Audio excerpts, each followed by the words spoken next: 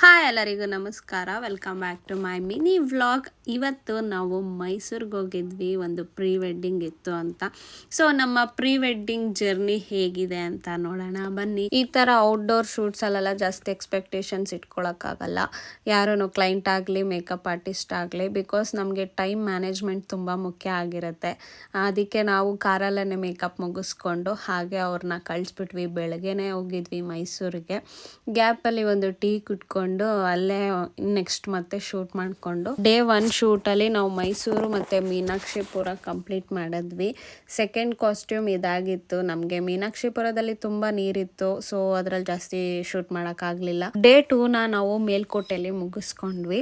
So ಇವ್ರ costume ಬಂದ್ಬಿಟ್ಟು ತುಂಬ ಟ್ರೆಡಿಷ್ನಲ್ ಆಗಿತ್ತು.